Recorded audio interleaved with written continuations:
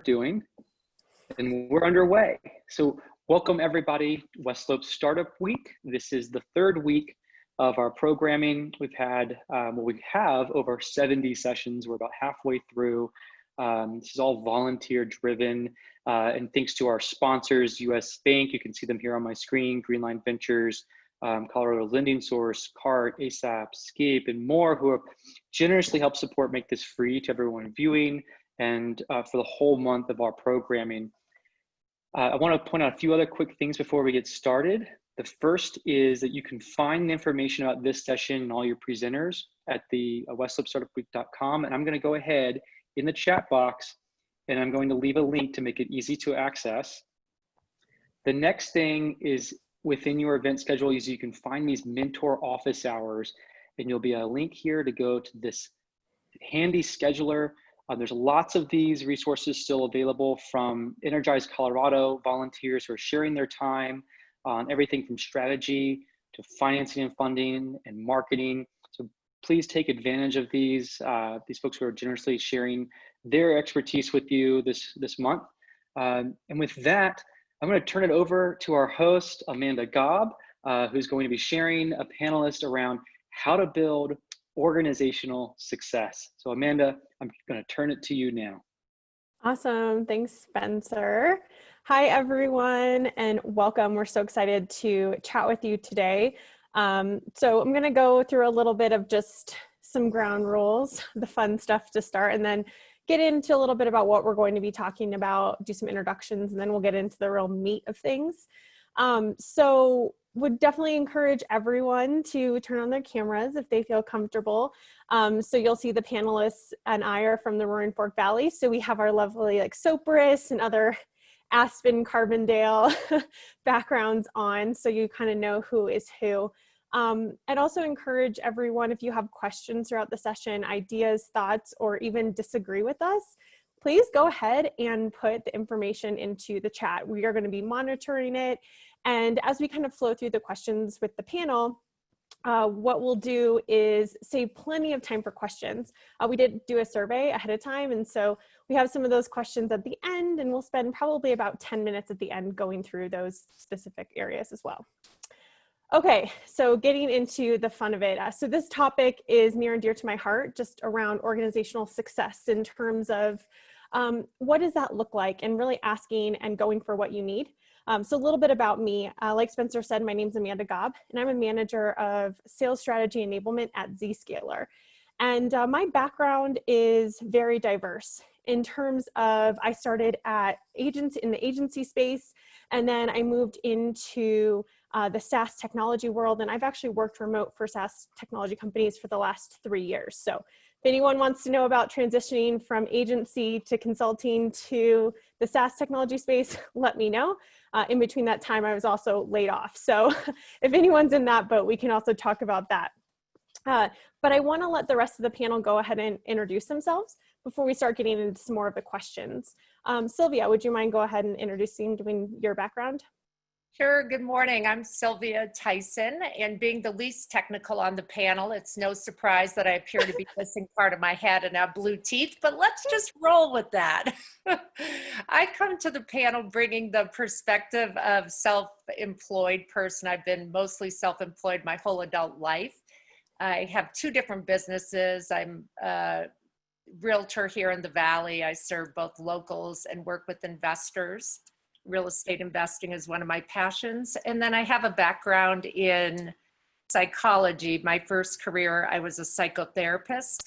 And during those days, I provided therapy to Fortune 500 companies. And so I'd like to say I've heard it all as far as work stress in corporate America, even though I've never been a part of that. So yeah, I'm excited to be on the panel and look forward to chatting with you. Sydney, do you want to give a little bit about your background? Yeah, thanks. I'm Sydney Schalit. I'm currently the executive director of Manaus, which is a social justice nonprofit based in Carbondale. Formerly, and the reason that I'm here is that I was the CEO of a digital marketing firm here in Carbondale, and we had national base clients. and that's how Amanda and I met. And I'm also an elected official. I'm on the board of directors for the Carbondale Rural Fire Department. And in every one of these positions, I've been asked, what makes you think this is for you and that you deserve to be here? And so that is why I'm here, and I'm excited to talk with everyone. Awesome. Oh, actually, if I may, it is COVID, right? Like, we're in a pandemic. And so we just wanted to make sure that everybody was aware that we're aware of that, and that when we first formed this group, that wasn't a concern or an issue. And so there's probably a likely possibility that many people on this call have been furloughed or laid off, or have found themselves without a job if they were self-employed. And so we want to be really sensitive to that, and just know that what we're going to speak to is also for your future. Like, we tried to reorient for the times now. But please know that if we say something that sort of steps on your toes because of a current situation, that isn't our intention, and that we would love to hear from you about how you're handling that and what we can do to help. Awesome. Dianna? Great. Hi, everyone. My name is Dianna Peiffer. I'm the Chief Financial Officer at the Stabers Group, which is a cybersecurity company based in Carbondale. I'm also a fund manager at the Roaring Fork Angel Group. It's a venture capital group for economic development in the Valley. And my specialty is metrics development, specifically statistical metrics, where you can tie work behaviors and responsibilities to dollar amounts. So I think there were a couple questions that we'll address later about metrics development in a role, and I'm happy to take those questions. And another disclaimer for this talk, we recognize that this is not a demographic specific conversation. It's it's something that affects everyone. It's a negotiation talk. It's an asking for what you want when you're not comfortable, which I think everybody struggles with at times. So we are catering to the personalities of a lot of different people in a lot of different situations. So please be free with your feedback and your personal experiences, so we can help everyone by hearing those. Thanks. Awesome. I'm going to jump in real quick, Amanda. Since this is a large group viewing right now, I'll be monitoring the chat box. You can leave questions there, and I'll be able to help relay anything to our host. Awesome. Thanks, Spencer. Well, hopefully with everyone's introductions, you all are like, holy cow, because that's exactly how I felt when I met each one of these women here in the Roaring Fork Valley. And I just wanted to also plug that I started a women's professional networking group called the Rocky Mountain Hive as part of in the Roaring Fork Valley, to help women, specifically women, for professional development, which is where I met all three of these wonderful women, and really wanted to bring and enlighten everyone with some of their backgrounds. So with that, let's transition over to the fun stuff, which is the topics at hand. So Sydney, I'm going to start with you and we'll go through and round robin some questions, but I think one of the things you kind of mentioned before was just, what gets in the way of asking for what you want in your career? Like, where do you start with that? That's a good question. And especially, it can be kind of a loaded question, because the answer that I tend to lean into and that I've mentored many women on is sort of self-doubt and fear. And it's really valuable to understand the sort of social impact of how you were raised. And so regardless of your gender or your race or background, there are a lot of things that many of us are sort of indoctrinated with, which is self-doubt. And in some ways that can be a really valuable aspect, but in so many positions, like, it's one thing to be humble and have a lot of humility, and it's another to have a lot of self-doubt. And so I think that there's something around fear, concerns around imposter syndrome. That's something that I've faced a lot as a young female leader, is the idea that I have actually had people, older men especially, ask me, like, why do you think you should be in this position? And specifically, that was something I ran into a lot in the tech industry when I was the CEO of Footsteps. And I always just told them, well, why do you think I shouldn't be? But I have a little bit of sass in my background. And so it's not I almost never get caught off guard. But I know that a lot of people can be. I mean, and it's not that it's not disheartening when you're asked that, but the idea that there's this normalization of, especially for women, which is the only thing I can speak to, that there's this idea of us getting in our own way. And we have this tendency, and I know that a lot of men suffer from this too, this tendency that self-doubt sort of rules most of our decisions. And for so many women that I've hired and worked with, encouraging them to just get out of their own way and ask for what they want, because the worst thing that can happen is the word no. And then, no problem. You just move, you learn from it and you move forward. And I think there's a lot of fear around putting yourself out there. And I would just encourage, especially everyone, in the times of now with the pandemic and so many furloughs and so many unemployed, the worst thing that can happen is you just get the word no. And so I would say just put yourself out there as often as possible. There are a lot of statistics out in the world around how it could be a middle management position and there might be 2 applicants and one is a woman and the other is a man.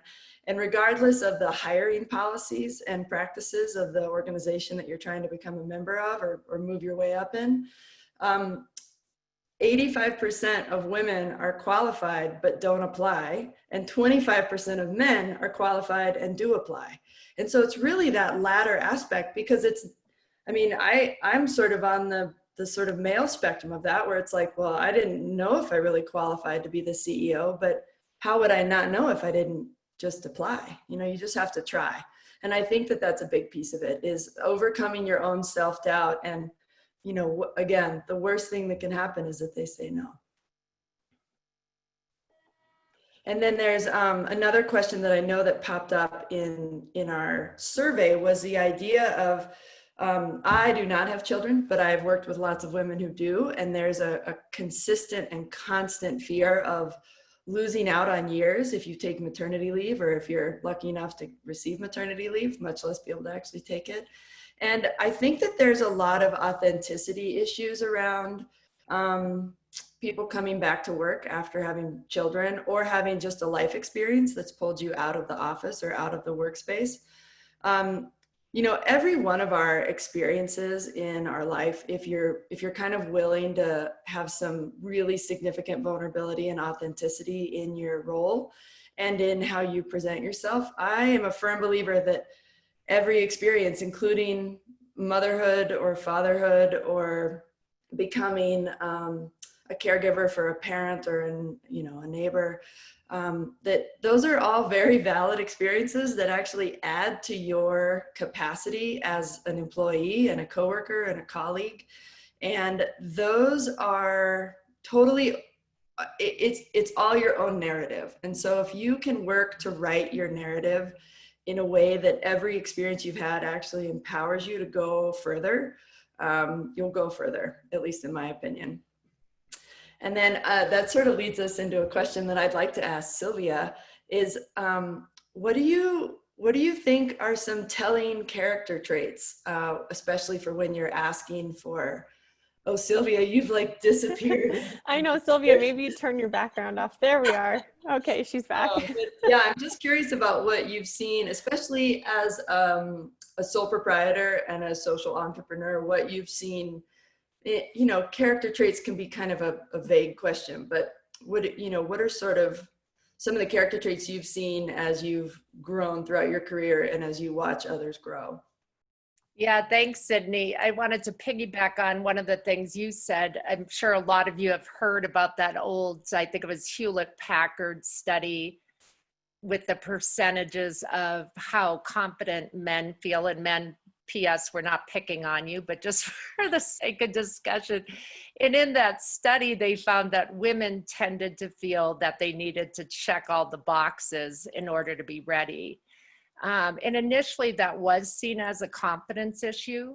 Certainly some of it is a confidence issue, but what I thought was really interesting when they dissected it is that it was also about people not understanding the hiring process and thinking that it was very black and white and rigid. So if someone read the requirements for a position they wanted, again, women were more likely to think, oh, I don't have all those requirements, so I shouldn't waste my time or theirs and apply. And I relate it to just being willing to kind of maybe rate yourself on the spectrum of how much of a rule breaker you are. Are you on the end where you've always followed the rules to the T and you get really nervous doing anything out of the box, versus someone maybe like myself, or how Sydney's describing herself, that you tend to just kind of wing it and go for it? And I think it's a big discussion in the promoting yourself and creating the career you want, is that it's going to take a little bit of what might feel like breaking the rules, applying for something that you don't think that you meet all the qualifications, or stepping up and promoting yourself when you have a rule that you shouldn't brag or, you know, be in the limelight. So I think that's worth kind of self-reflecting on, is where do you see yourself as a rule breaker? And a good place to start with that is just in daily life, is notice, you know, the little things, like just really little things that you're sticking in the box when maybe you could push yourself out of a little bit.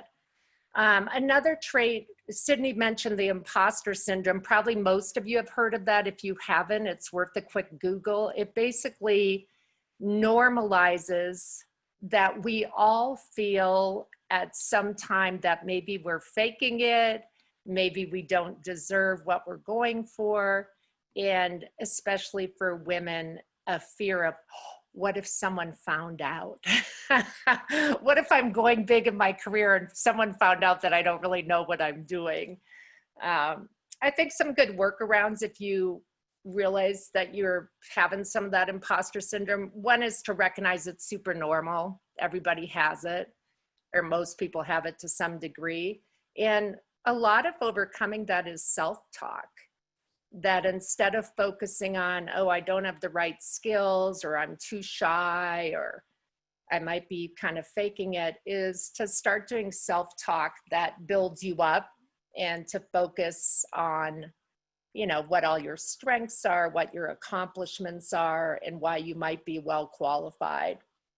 I had a friend recently who, she had 10 years experience as a VP in marketing, and the next move for her was to be in a CEO position, but she obviously had no CEO experience.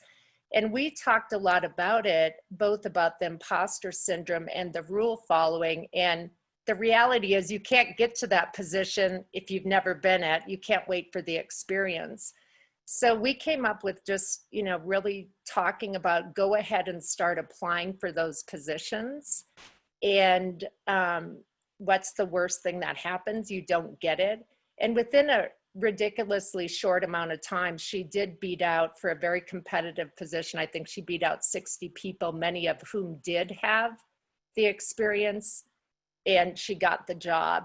The funny thing about that, her getting the CEO role, is that, and some of you might relate to this just in terms of our own self-perception, is she called me after the week of, she went for the, you know, several day interviews, and she called me crying, saying, I totally blew it. There's no way I'm going to get it. And felt like she totally messed up. And then, you know, end of story, she was being more critical, and her perception was that she hadn't done well, when in fact she aced it.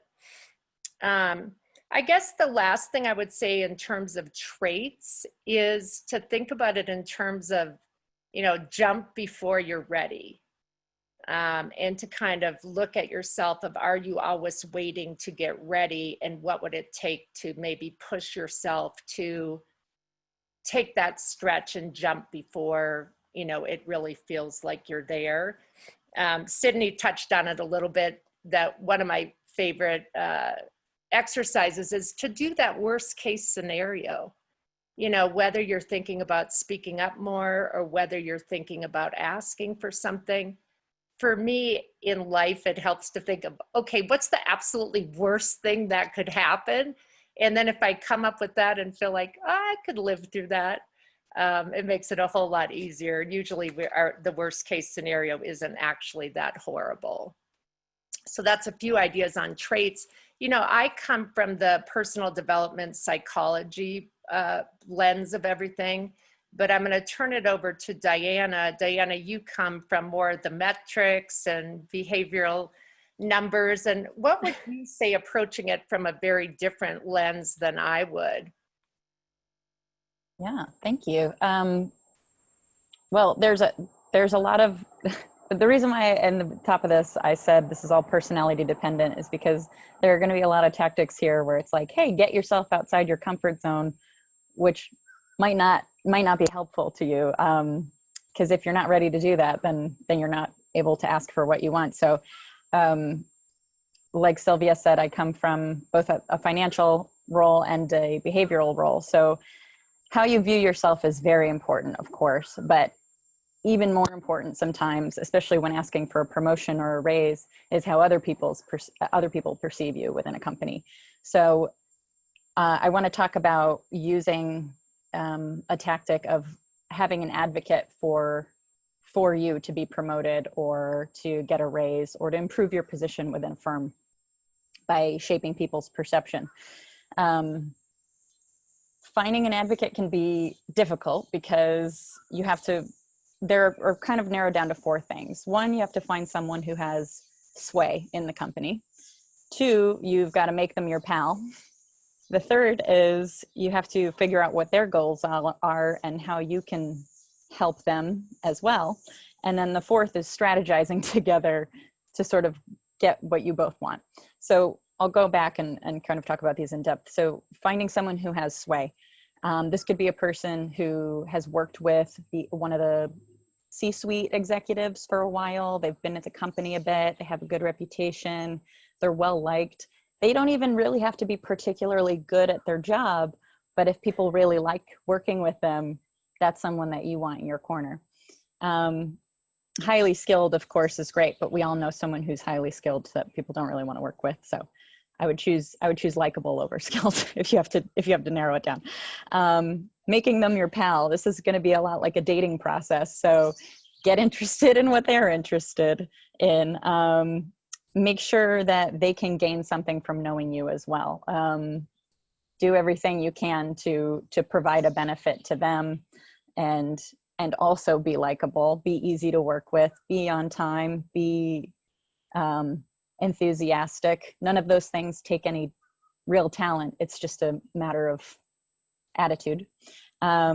Figuring out what their goals are so you can balance the relationship. Again, you don't want to be someone who's clearly just trying to get ahead and not actually reciprocate any goodwill.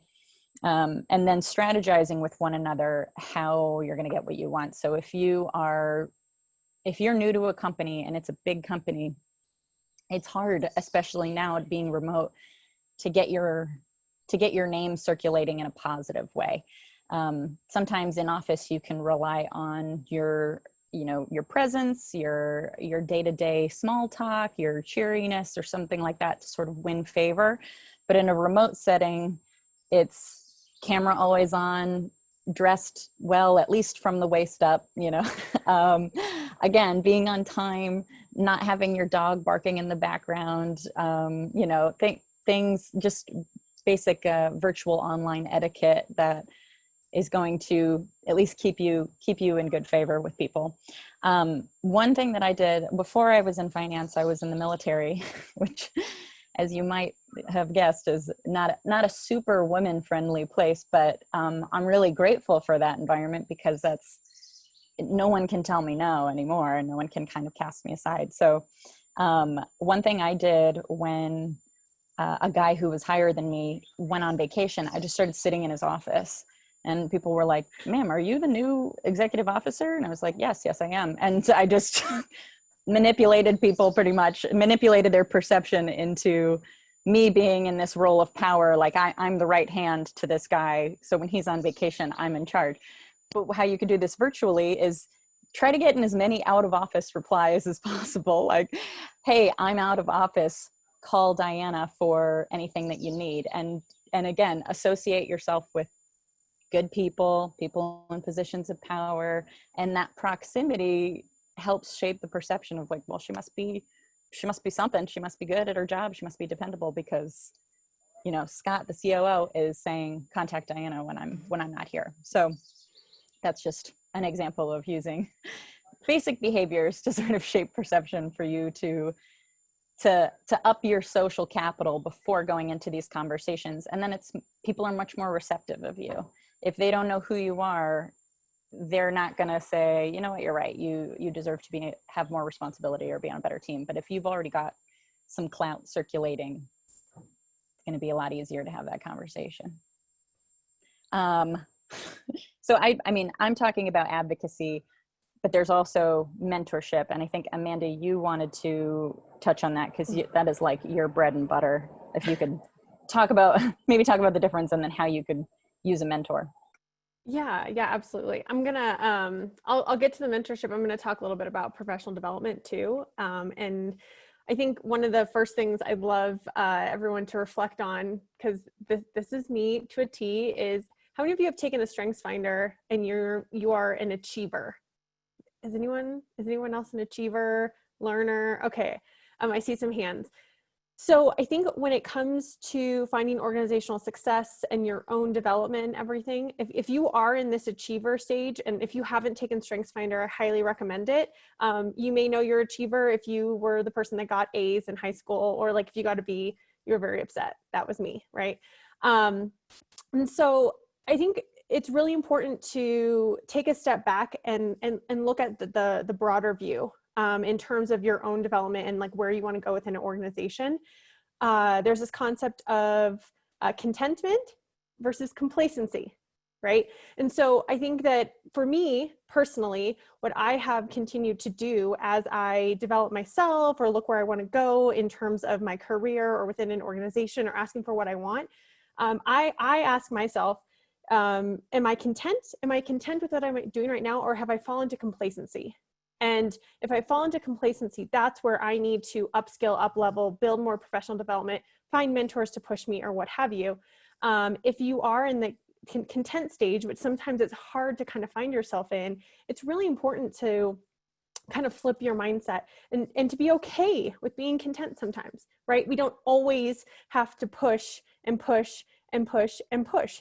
Sometimes there's time and space to just be and just to learn. So I just kind of want to caveat a lot of that. That's something that I've learned over time, pushing and getting that next title and getting and focusing on that next step necessarily doesn't always mean success. And you have to figure out what success means really for you. There's this awesome book, it's called The Long View. And it's this idea and this concept of when you're looking at your career development and organizational development, there's different exercises and things like that, but I'll give you kind of some short snippets just of things you can start to think about when you're looking within your organization or where you're at with your role. So there's 4 questions so to ask yourself, and you could do this every 6 months, every quarter, every year. First question is, am I learning and growing? The second one is, am I having an impact on individuals, the organization I'm at, or even society? That's important to me. 3, am I having fun? Fun's always good at work. And then 4, am I being appropriately rewarded and or building economic value? So I really encourage you all, and I can put those questions in the chat, to have a little fun activity with yourself and run through those questions. And you also can weight those different areas. If one area is more important to you, if fun is more important than being appropriately rewarded, AKA salary, that's okay for maybe a certain role or a certain job. And so those are certain things that you're just going to want to, figure out and kind of manage within your role. The other thing to kind of focus on when you're looking at your own development is some areas to kind of continue to fuel. So like I said, the book that I recommend is The Long View. There's this other concept by Simon Sinek called The Infinite Game.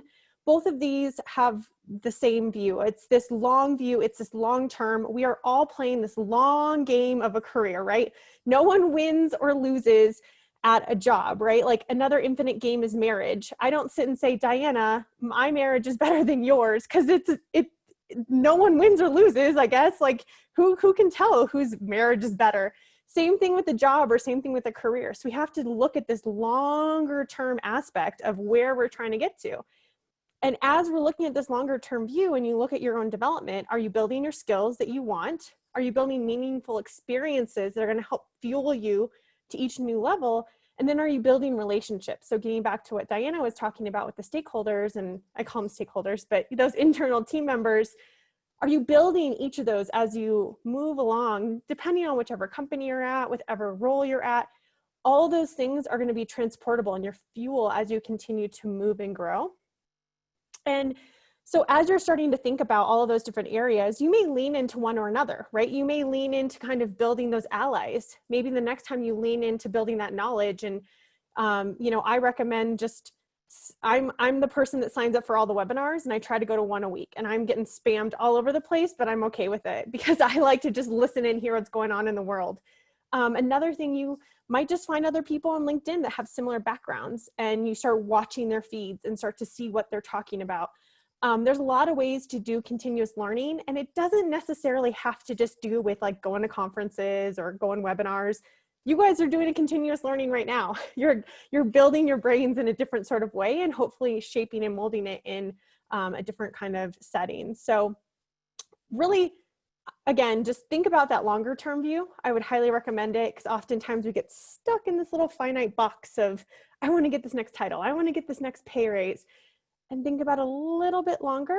And especially if you have time or if you're laid off or anything like that, you actually have that power of time, which oftentimes can help expand in your horizons and everything like that. So, Sydney, I know that when we were talking before, you've mentored and you've like worked with a lot of younger employees who are hungry, who just want to learn, consume.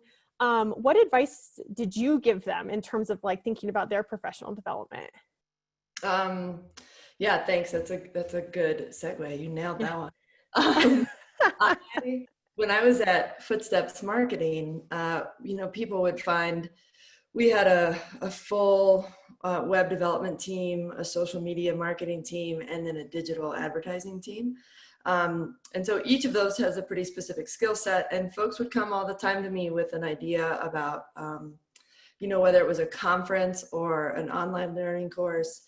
And pretty much my major concern as the employer was, it's great for you to build your skill set, and that's really important. And I need you to share it with the rest of the team when you come back or when you're finished.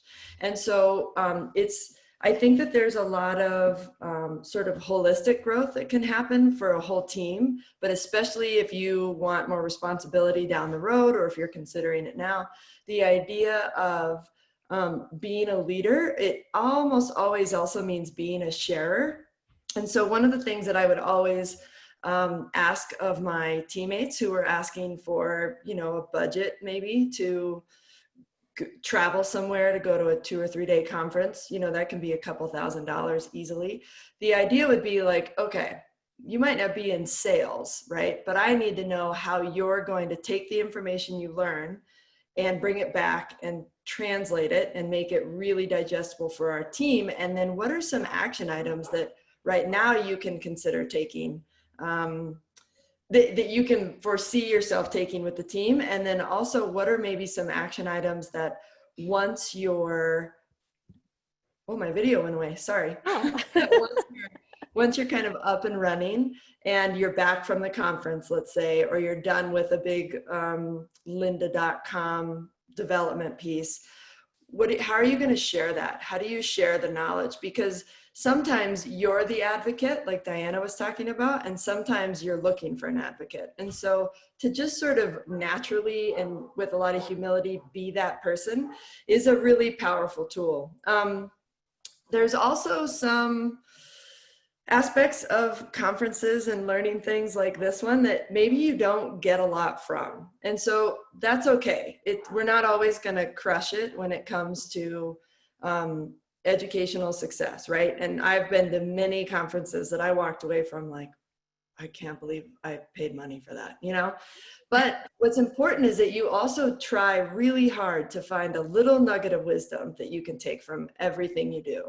And there's sort of that sort of whole person approach of professional development that I'm a firm believer in, because, you know, especially in the tech industry, tech agencies fail all the time. And so if you're very, very specifically trained in one thing, that's great.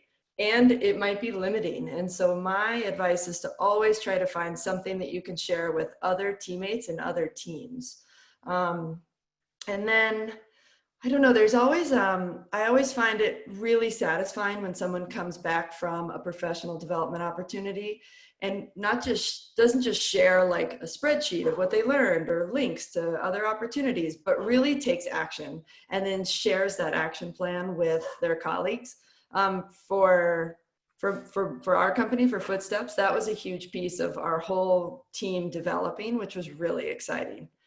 And then, you know, if your employer is going to invest in you, or if you're going to invest in yourself, maybe more importantly, and you're going to do professional development, whether you're employed or not, there's being able to kind of quantify the growth is, I think, really critical to showcasing it. That doesn't necessarily mean you need to get a certificate for everything you do, but taking those little nuggets with you. Ooh, speaking of dogs, sorry.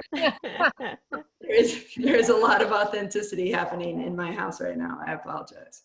And so, I don't know, I think I'd launch it now to Sylvia and ask, like, as a, you know, an individual and a sole proprietor, what are some of the, you know, once you've built up your skills, then what do you do?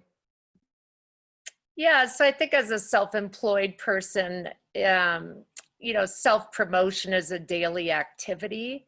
But I think also for those of you who are in more traditional employee roles, you can do all the personal development and learning and going to webinars and all of that.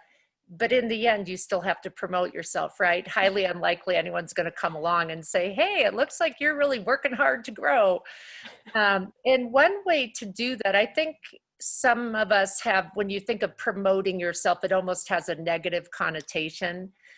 You might have some underlying beliefs that that's being braggy or too much or too full of yourself. When in fact, you could look at it if you're wanting to take on more responsibility, you might look at it as, rather than needing to promote yourself for something huge or the next job, it could just be looking for someone in your organization who actually is overloaded or could use help, and setting up an opportunity where you take something off their plate as a pilot project to say, hey, you know, trust me with this. Let me take that from you. Let me see what I can do with it and create some opportunities where you can shine.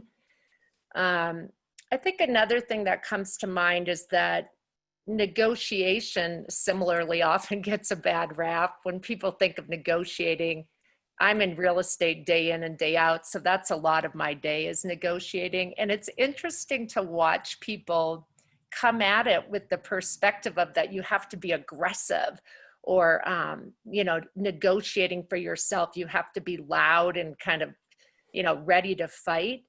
A book that I really enjoyed recently, you may have come across, if not, it's a good one. It's called Never Split the Difference by Chris Voss.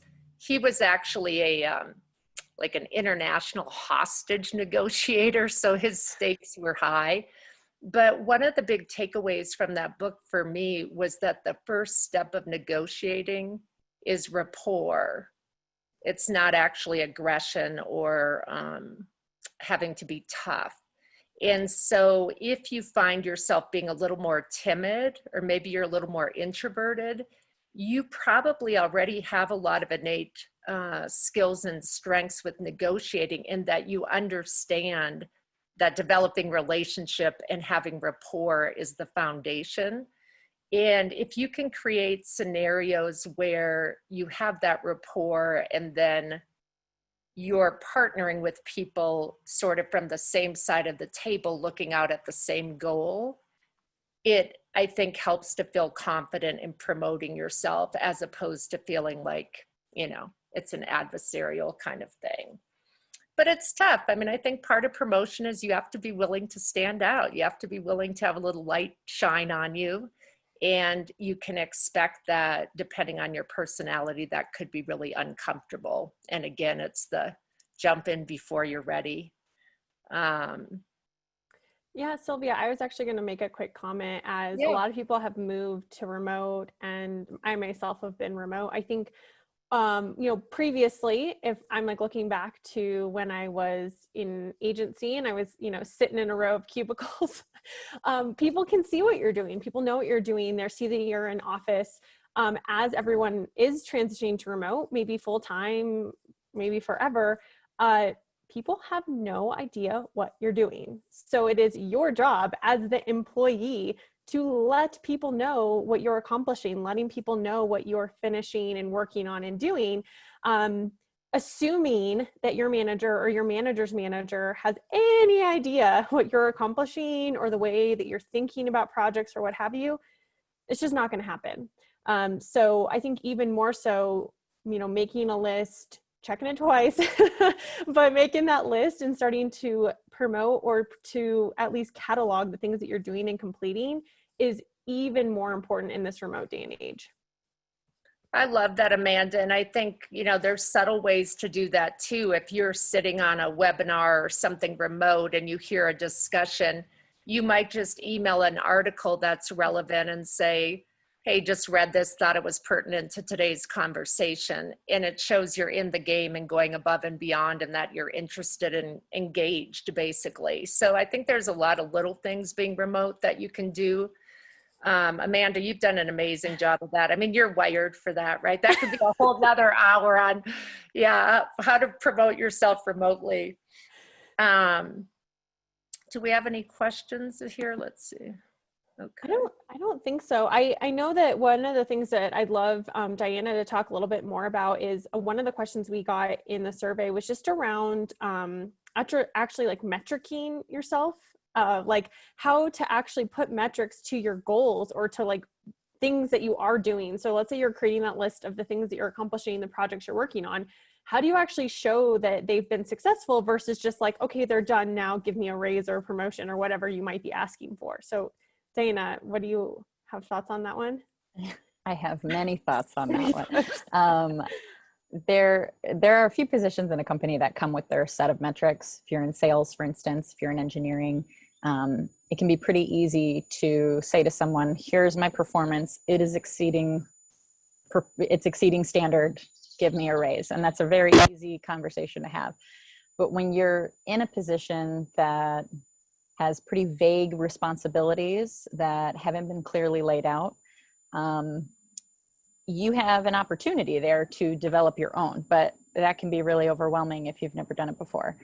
So really, if there aren't specific metrics associated with your position, you have two options. You can create your own, and like now you've made the golden standard for everyone who gets the position after you, or you can manage up and sort of lead your manager into creating metrics for you. So to create your own metrics, the key to metrics development is specificity. It's so hard to just say good communication skills, for instance, because every position, especially remote, needs good communication skills. So you might say, okay, well, good verbal and written communication skills. Okay, well, that's the only type of communication skills that exist. You're going to have to be more specific than that. Okay, well, for verbal, you've got to be good face-to-face. Well, most of it's virtual. Okay, so virtually, you've got to have your video on. You've got to accept invites and uphold invites. A lot of times people will send out meeting invites and nobody accepts them until like 10 minutes before. It's very frustrating if you're planning that meeting. And then a lot of executives do this where they just accept everything and then they don't show up, which is also very frustrating if you're planning a meeting. How many meetings that you're hosting have an agenda tied to them? When you're communicating via email, do you grammar check? Because nobody you know, I'm not going to go off on that tangent. Just proofread your emails. When you task someone, or if you're talking to a team and you need something done, you don't say, does anyone have XYZ? Because most likely you're not going to get a response. By name someone. Sylvia, do you have this? I need it. Amanda, if you could help Sylvia, that would be great. I need it by this date and this time. Otherwise, we can't move forward in the project. So clearly communicate a task, what you're asking for. And it's not rude. It's very helpful, because if I see Amanda and Sylvia are on it, great. I know what's going on, but I don't need to respond. Response rate to emails. You could develop your own metric with your manager. You're like, you could say, I have responded to 80% of my emails this month in under an hour. And if you're remote, that is time critical. By the way, any metric in person, if it's a good metric, it should be able to translate to a remote setting without issue. Because at the end of the day, all companies want from their employees is productivity. They don't really care if you're happy unless that means you're going to be more productive. And then that's great. They want you to be really happy. So that's why they give you all these benefits, to make you happy, to keep you there so that they can continue to make money. I'm sure they like you as people as well, but typically they just want you to be productive. So you could say, you know, I'm showing up on time to every team meeting. My team has 4 people in it. 4 people making $100,000 a year. If one person shows up, if I'm the host and I show up late, 10 minutes late each time, it's only $32 each time I do that. But if I'm doing that every single time and everyone in the company is showing up 10 minutes late because they're so busy and important, you're costing the company a lot of money. So there are a lot of behaviors that you think can't be quantified, like getting back to somebody within a reasonable amount of time. If a decision lies with you, no one can move forward on a process until you act. So if you're not getting back on your emails, but if no one's saying, hey, Dianna, I need a response, and you're just not taking the initiative to respond, it creates this whole backup. And in big companies transitioning to remote work, even in small companies, these are practices that scale. And when they're not good in a small team, it scales to a larger issue, and it's costing dollars and dollars and dollars. So when you go in and say, I would like a raise because I think I'm pretty great, and your manager says, well, what have you done lately? And you say, well, people really like me and I'm being very productive, but you don't have task association, you're not going to win that conversation. Also, it doesn't take a lot of math to scare people. If you go in with just a couple of percentages that you made up, by the way, everyone will go, whoa, whoa, whoa. She's throwing 80% at me. She's throwing within an hour. I don't know what to do. You know, like, it doesn't take much. And if you have that prepared, it looks like you are so on it that they have no way to argue with you. So that's in a roundabout way, some things that you can develop. Dianna, I just had a quick question. I'm not in that kind of world, but I'm listening to it and I'm thinking, I bet that's fairly rare. Like, wouldn't a person really stand out if they've created their own metrics? And would that be absolutely the rule, I would think? Yes, because in the analytics world, there is a very strict hierarchy. Like, you have the analyst who is strictly numbers. They just run database queries. They do what they are told, and they want to be left to do that. But they're not thinking about big picture items. And there's no like analytics strategist in the company. There's no like chief executive who's thinking about big picture analytics. So the analyst reports to their manager. The manager gives it to the person who actually needs it in like a really understandable way. And then that's about it in terms of the analytics chain. But there's nobody running like what is really costing us money in our employee behaviors.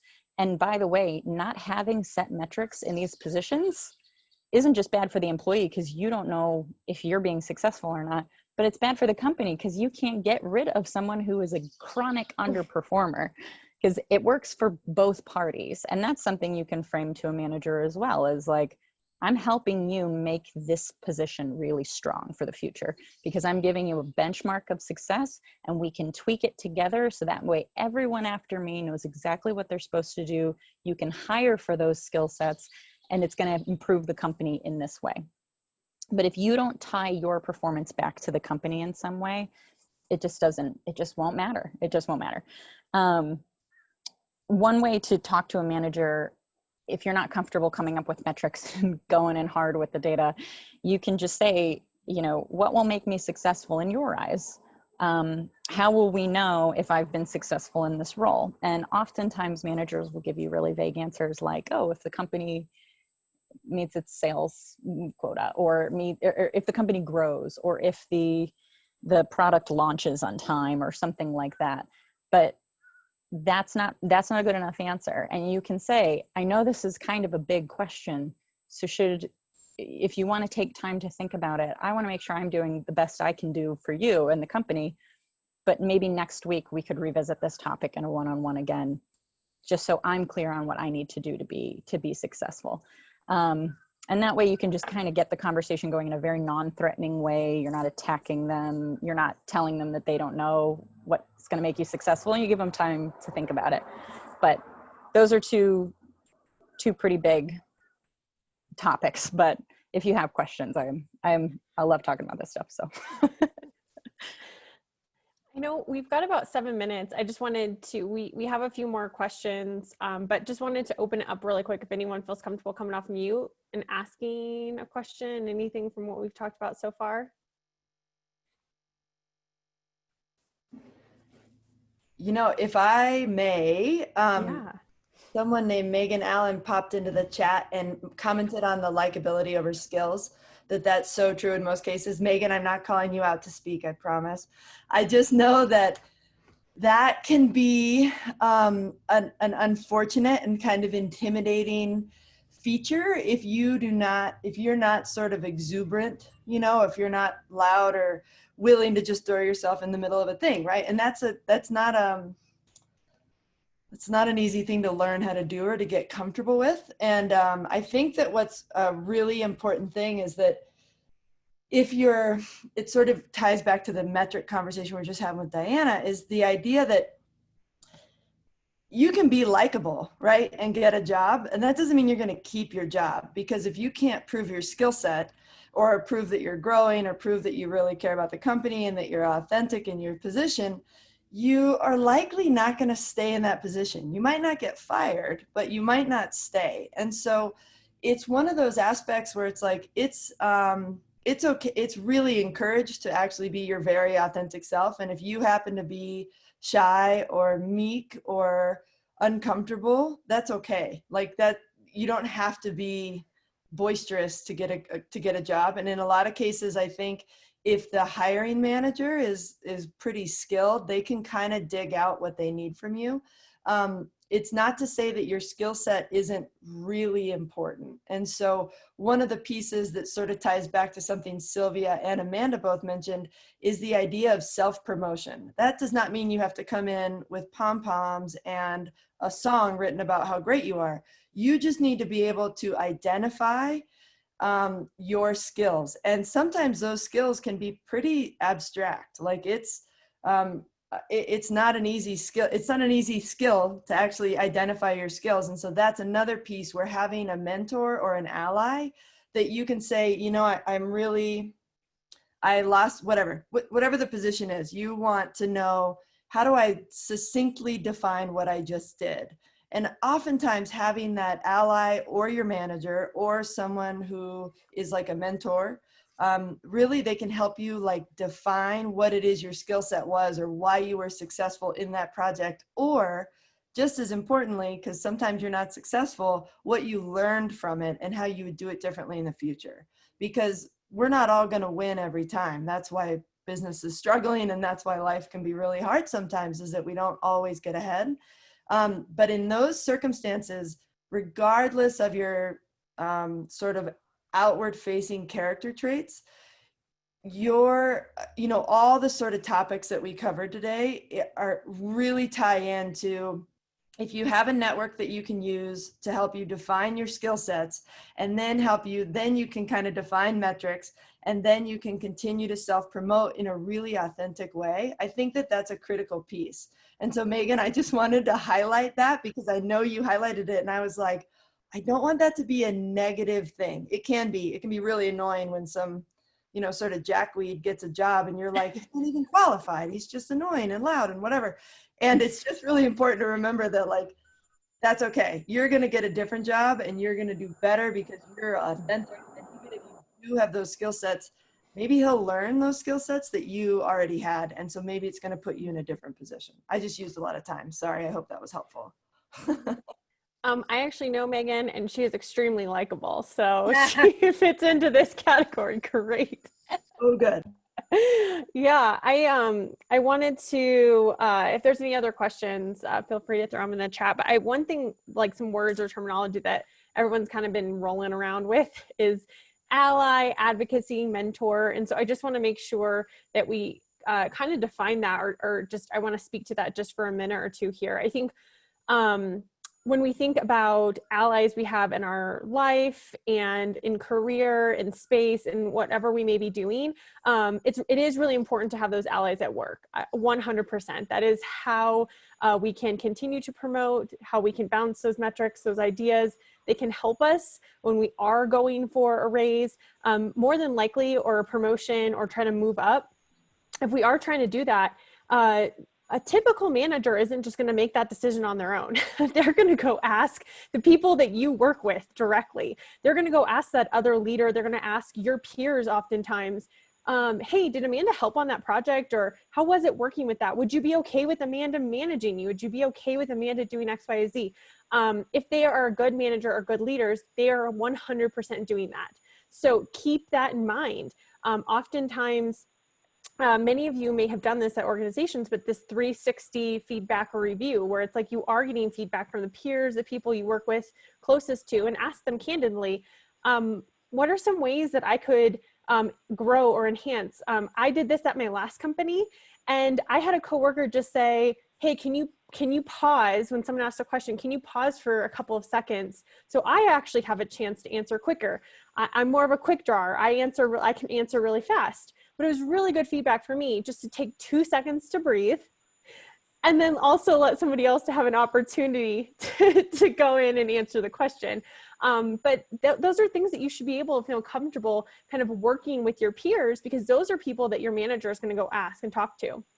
And one last thing on that point, in terms of mentorship, I really highly encourage everyone. There are ways to get mentorship within your own company, 100%. You are, an account manager and you want to be an account strategist, an account director, or you're an engineer and you want to move to that senior level or whatever. Yeah, for sure, go talk to that senior level. But I would actually challenge everybody to find someone that has certain skills that they're looking to enhance. So my example is I did this, actually, I went to a client that I had with the state of Colorado was my client. And I loved their brand strategist. And she was so focused on brand strategy, billboards, all that kind of stuff. It's something I had never, ever, ever done before, but I learned so much, just a different facet and a different way to kind of approach problems or topics. So I encourage you to look at people outside of your sphere or your exact railroad track of your career progression, and get some of those other mentors in your community or even outside your community, and just ask. So I know we are at a minute here left. I am going to wrap up. I know Sylvia, Sydney, I think are putting their LinkedIn in here. I'll put my LinkedIn in the chat as well. Feel free to reach out to any of us.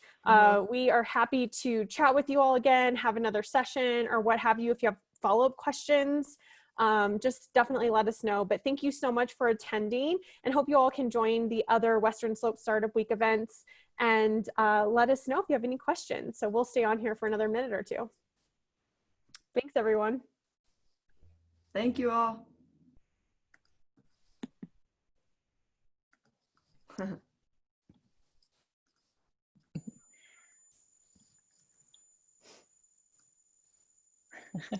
I'm on grid view, so it's just like collapsing into larger boxes.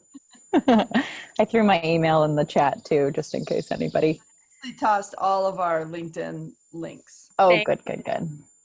Oops, let me put in my. I'm not always great about checking my LinkedIn, so. No, I'm not either. Oh, But it good. is a good one, right? Like it's one of the few that I'm like, I should maybe do that like once a week. Yeah. I always get duped. It's always like someone I don't know who acts like, I'm like, hey, what's going on? We've got this help your business. And you're like, oh, dang it. I almost We were always friends. an old Peace Corps volunteer, and they're like, "Oh yeah, hey, I volunteered in Burkina Faso in 2006," and I'm like, "Dude, we're like one of 40,000. This does not make us like." Oh, hey, Allie. We actually just got a quick question. Hey, Allie. This also here too. I've had success with creating metrics tied to. Oh wait, I've had success with creating metrics tied to the overall business strategy goals. Thoughts, Allie? Do you care to expand? Hi. Hi, I'm sorry. I realized we're all jumping off, and I was like, "Oh, maybe I should put this in a LinkedIn note." No, go ahead and ask us. I have a few minutes. I'm multitasking. That's why I was like, I don't want to put myself on video right here. But yeah, so I'm part of a startup company, and I like forced myself to ask because I'm in the process of doing this right now and creating metrics for myself and some other folks. And this is like a true startup. I've never done that before. But what my idea is, there was this HBR article about a great analogy. Imagine there's a bunch of magnetic shavings on a table, and you put a magnet on it, and the magnet is your strategy, your company strategy. That's true north. And so you want to make sure that you have that laid out so that all of the magnets, everyone understands whatever I'm doing today, I understand exactly how it ties back to the company goals. And so I keep that in the back of my mind when I'm thinking about how am I defining the value that I'm creating for my company, as I'm sitting here trying to create what are my metrics and what are my things I'm doing. So I'm just curious if that's something that you guys do or have heard of or know of a company that does something like that. I think, oh no, I'm gonna stop talking. Yes, I do know a company who does that. I'm like, Yeah. there's a lot of companies that do this. I didn't hear us talk about it, so I was like, I don't know, is this a weird thought or a? So is your question, is there a company that creates metrics for a company's overall strategy or for different divisions within that company? Yeah, sorry, let me back up. I don't have an HR background, but I'm also playing HR. You do everything when you're part of a startup. So I think it's more around, is there normal business practice around creating employee goals that are tied to the overall strategy of a company? Yes. I mean, any specific metric that's tied to an individual performance, if it's not in support of that overarching strategy, it shouldn't exist. And that sounds very obvious, but there are so many roles that have these kind of throwaway tasks and responsibilities that don't actually push and drive the company forward. And obviously in a startup, like there's just no room for it. And that's really where I'm living right now. And I think that's where a little bit of self-doubt came in, where I'm like, I don't know, call me crazy, but I'm pretty sure everything should tie to overall strategy. And there's a lot of stuff that I'm like, I don't know where this stuff, like I'm digging through the weeds of like, what are all these other things? So I think just hearing that, like having a panel of women that are like, yeah, Allie, you're on the right track is helpful. Thank you for showing up today. Yeah, I appreciate it. Always go top down. Start with the big goal, break it into each division of that company. And I know in a startup, everyone does everything, but that's lazy writing. That's lazy. That's a way of really mixing up who is actually accountable for what. So put it on paper, get some form of, it doesn't have to be a hierarchy. It can be a circle or whatever you want to do. Yeah. But there have got to be responsibilities under each person, and then under them, layer it down to the lowest level. So everything ties back to that overarching goal. Always do some sort of visual, because it's very, very helpful. Validation is so helpful. Thank you. No problem. Thank you guys so much. Have a great day. You too. Okay, bye. Bye. All That was right. fun, guys. Good work. Yeah. I'm going to stop recording.